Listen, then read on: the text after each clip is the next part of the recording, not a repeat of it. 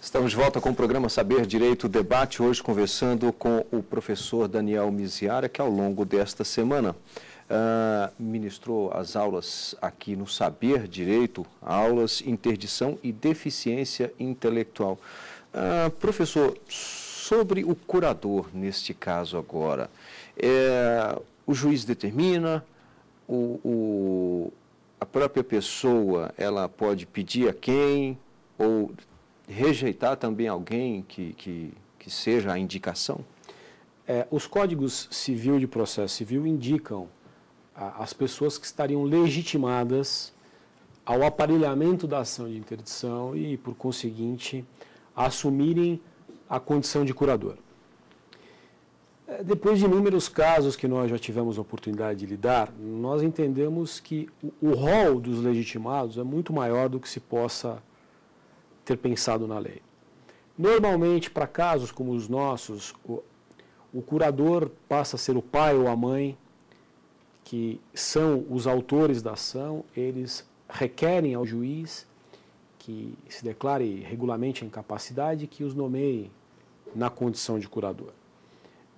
Nada impede que o curador seja alguém, um terceiro, que não seja o pai, que não seja a mãe, que não seja um primo. Imaginemos um deficiente intelectual que está institucionalizado, que resida numa instituição, que não tenha parentes e que por qualquer razão entenderam por bem que era prudente interditá-lo judicialmente. Mas ele não tem ninguém, como é que se faz? Haverá um abnegado, um voluntário dessa casa, dessa instituição que postulará ao juízo que seja a ele conferido o encargo de curadoria. E, aliás, isso é muito mais comum do que se imagina. É um caso comum aqui que talvez a gente possa pensar já de imediato, não necessariamente na síndrome de Down, mas talvez um idoso que esteja aí no asilo. Esse é um detalhe interessante. A velhice ela não é, de per si, um fundamento para a interdição. Que isso fique bem claro, né? A interdição ela tá diretamente ligada ao prejuízo da compreensão da manifestação de vontade. Nesse sentido, por isso que eu digo, porque você pode ter um conjunto de fatores que levam, e aí estando sim em um asilo, até para não ficar aqui realmente parecendo que comum, sim. Alguém chegou aí aos 70 anos e já tem que, não. É comum, por exemplo, sim. Um Alzheimer. Não tenha dúvida, não tenha dúvida. É recomendado, sim. Porque muitas vezes, mesmo estando numa casa de custódia, algo do gênero, alguém precisa responder, você precisa praticar algum ato, até mesmo na hora de representar em relação a uma pensão, num óbito, alguma coisa do gênero, você precisa ter alguém para falar em nome de. É importante que se saiba que no direito positivado brasileiro, quando o adulto não pode se manifestar, atingir a maioridade, 18 anos, quando ele não pode se manifestar, alguém deve fazer por ele. Pelo regime atual é assim que funciona. Então muitos dizem, acabou a interdição, para quem a interdição? Mas o fato é, enquanto o ordenamento estiver como está, quer seja para o idoso ou outras figuras eventualmente sujeitas ao processo de interdição, a curatela, vez ou outra, acabará sendo necessária. E aí, diante, por exemplo, desse, primeiro seria o padrão de referência, primeiro família, para a escolha? Normalmente é a família, porque a família é o pai e a mãe que assumem a condução dos destinos do filho. Mas aí ele pode rejeitar?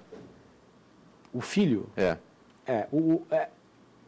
Processualmente falando, é relevante o que você está dizendo. Processualmente falando, o interditando, ele é citado para responder a um processo de interdição e intimado para comparecer ao interrogatório. Significa dizer que ele, sendo citado, ele pode, se for o caso, reclamar para alguém ou tentar discutir para alguém, falar, olha o que eu recebi. E contratar um advogado e comparecer em juízo para oferecer sua defesa. Eu mesmo tenho um caso concreto no escritório em que o interditando, que não era síndrome de Down, tem um outro comprometimento intelectual, compareceu em juízo com um advogado, está exercendo sua defesa. Não chegamos na fase pericial ainda para poder efetivamente comprovarmos quais são os limites, nem tampouco fomos para a prova oral, para depois ratificarmos a prova pericial. Mas, enfim, é um direito elementar de qualquer pessoa, inclusive do interditando, do idoso. Os filhos querem assumir o patrimônio da família e querem interditar o pai. Deixa o pai se defender, se ele assim o quiser. Uhum. Então, mas o fato é, imaginemos, como eu já tive num caso concreto, de um interditando que na hora do seu interrogatório foi indagado pelo juiz. Você concorda que sua mãe seja sua curadora? Ele dizia, não. E o juiz insistia, mas quem que você quer que seja seu curador? Você.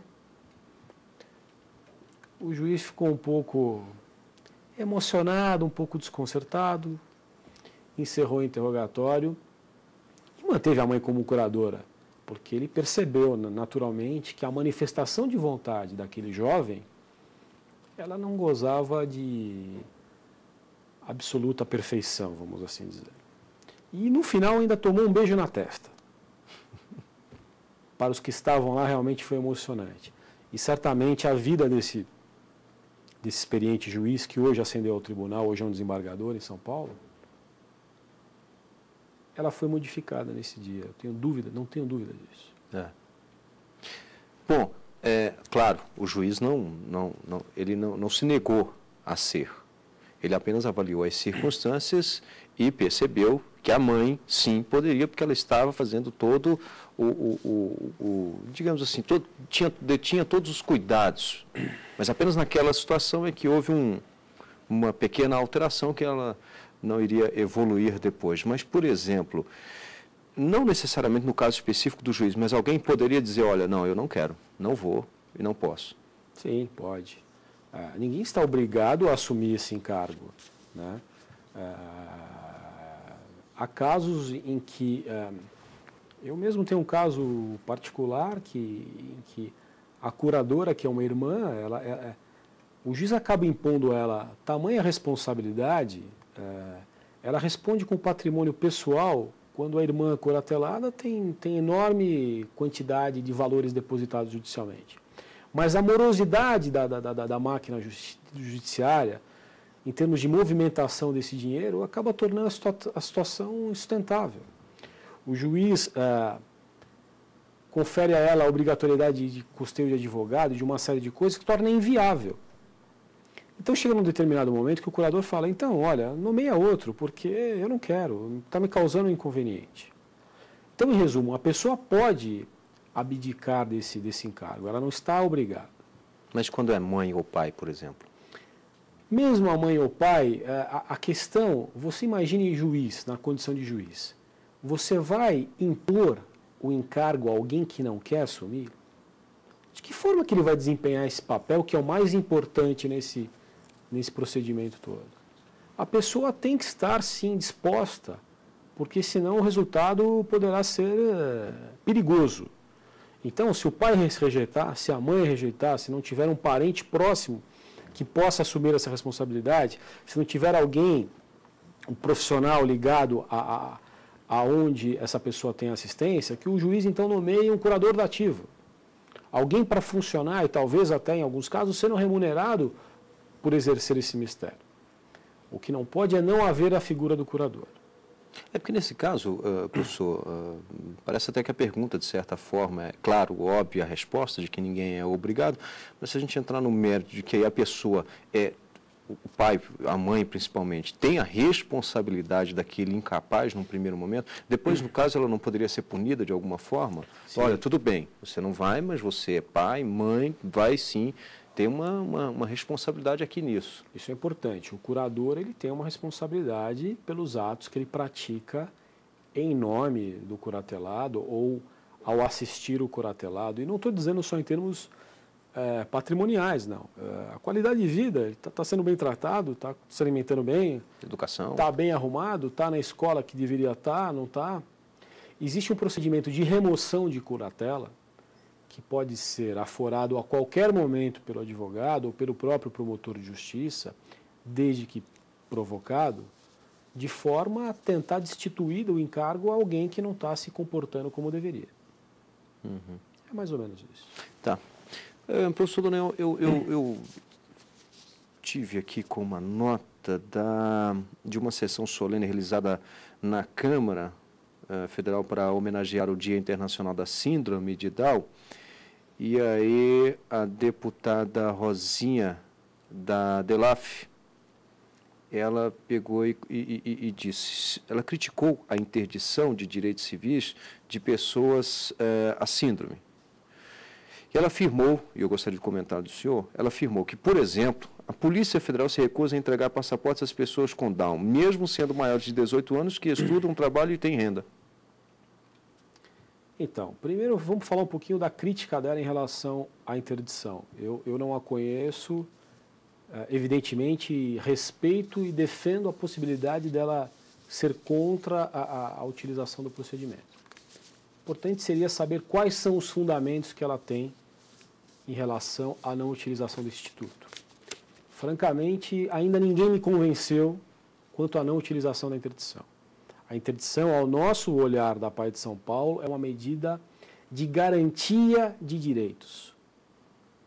Eu quero crer que ninguém mais do que a PAI de São Paulo tem uma história para poder defender direitos de pessoa com deficiência. Em relação ao passaporte, esse fato foi compartilhado na aula. Porque, na realidade, se você, pai, vai tirar um passaporte do seu filho deficiente intelectual ou vai renová-lo, uma vez que ele teria tido o primeiro passaporte antes de atingir a maioridade, aquele agente federal ou aquele funcionário terceirizado que fará o atendimento, ele é orientado a extrair do indivíduo que vai obter o documento a capacidade. A pessoa, ao reivindicar, ao postular um documento, ao poder assinar, ela tem que exprimir o conhecimento daquilo que está sendo feito. Então, à primeira vista, o síndrome de Down sofre muito, porque ele acaba sendo estigmatizado pela feição que lhe é peculiar. Uma característica. Então, você poderá encontrar casos de pessoas com deficiência intelectual que não trazem os caracteres e que acabam tirando o passaporte sem nenhuma restrição. Sem nenhuma restrição. Mas, em linhas gerais, o deficiente intelectual ele acaba se dirigindo a um posto da Polícia Federal sempre acompanhado. E aí haverá aquela indagação, o senhor é pai, a senhora é mãe, estão aqui por quê? Então a orientação, e muitos perguntam, é uma medida discriminatória por parte da administração pública? Aos olhos do direito civil vigente, não. Porque no direito civil diz que, atingida a maioridade, se há de alguma forma a constatação do agente de prejuízo, alguma coisa do gênero, esse ato deve ser de alguma forma comunicado. Então, a família acaba voltando para casa, acaba descobrindo que a curatela, mesmo sem querer, acaba tendo que entrar com uma ação de interdição, o pai sendo nomeado como curador, para que ela então volte à Polícia Federal para retirar um passaporte agora com a regularidade da representação do pai. Mas alguém dirá, mas pô, ele não era o pai antes, ele já não poderia ter obtido esse passaporte? Não mais. Atingida a maioridade, não mais interessa o parentesco, os laços familiares. Ele continua sendo pai, mas ele não tem mais poder, ascendência jurídica sobre o filho. Ele o terá após a instauração do procedimento da interdição, onde ele será nomeado pelo juiz. Então essa é uma preocupação nossa, inclusive, para que a família não seja surpreendida e da noite para o dia ela tem que se socorrer da via processual que é morosa. Uhum. Professor, vamos aqui então, aqui no Saber Direito Debate, nós temos essa parte que é a indicação de leitura dos professores que aqui vem sempre com a gente em nossas conversas, e eu queria que o senhor comentasse as leituras que o senhor nos traz aqui. Qual que o senhor gostaria de comentar primeiro? Eu queria comentar, primeiro, esse trabalho que é feito da Turma da Mônica. Pela associação SOS Consumidor. Hoje nós temos um problema que é a questão do endividamento humano. O deficiente intelectual trabalha formalmente, é bem remunerado, e ele é um consumidor dos mais assíduos do mercado. Um cartão de crédito na mão, perigo. Um cartão de crédito na mão do deficiente intelectual que está trabalhando e está ganhando bem pode ser uma maravilha na mão dos irmãos, da mãe, que querem consumir e ter TVs e tela plana no quarto. Então, recentemente, a SOS Consumidor editou essa revista e nós temos tido conversa com o Ministério Público do Estado de São Paulo, da Coordenadoria do Consumidor. Então, a ideia é compartilhar com a sociedade, você que trabalha com a deficiência intelectual na sua instituição, e quer de alguma forma capacitar a mãe e o próprio deficiente intelectual para como gastar de maneira controlada, tente entrar em contato com a Associação SOS Consumidor, tá bom? Bom, se eu escolher um, eu escolho outro, até mesmo me chamou a atenção bastante a capa, é a Revista do Advogado. Essa aqui é uma edição de dezembro de 2007. É anual a revista? Essa revista são edições trimestrais. Ela é editada pela Associação dos Advogados, que talvez seja o órgão mais consistente em termos de assistência ao advogado militante em São Paulo. E ela é especial para nós porque ela é uma conquista nossa da APAE. A APAE apresentou esse projeto para a Associação dos Advogados e ela conseguiu materializar nessa edição os principais temas ligados à pessoa com deficiência. Seja a questão previdenciária, a questão da responsabilidade penal, o direito ao trabalho, o direito à educação inclusiva, tudo, inclusive o meu artigo científico também que fala da interdição, tudo conseguiu ser explorado por desembargadores, por promotores, por pessoas que militam na área, nessa revista. Bom, já estamos aqui no jogo de intercalar as indicações, vamos lá. Então eu vou tomar a liberdade de compartilhar com você em casa esse manual dos direitos fundamentais da pessoa com deficiência intelectual. Você que nos assiste, está pelo país afora, entre em contato com o e-mail juridicofamiliar@apaesp.org.br juridicofamiliar@apaesp.org.br e tente obter um exemplar desse, que, salvo engano, está disponível também no site da instituição, tá bom?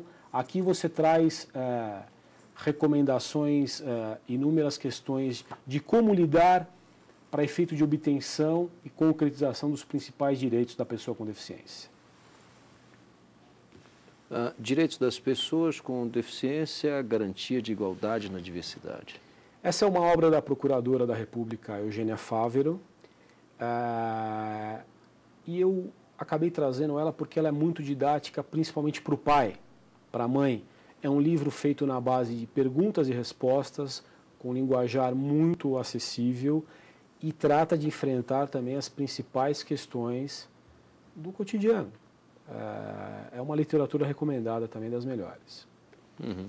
Bem, aqui nós temos a Curatela, tem também um manual de convivência. Nós estamos chegando ao finalzinho do programa. Gostaria mais uma vez de agradecer ao professor Daniel Miziara e, claro, também parabenizá-lo pelo trabalho realizado junto à APAE de São Paulo, né? Capital? Capital. E também já dizer que você pode participar do programa Saber Direito, enviando a sua sugestão de tema a ser debatido aqui com a gente, ou uma pergunta, enfim, uma sugestão, uma pergunta, fique à vontade, saberdireito@stf.jus.br. E para assistir este programa Saber Direito Debate na internet, é possível, basta digitar www.youtube.com/saberdireitodebate, que é o canal da TV Justiça no YouTube. Obrigado e até o próximo programa.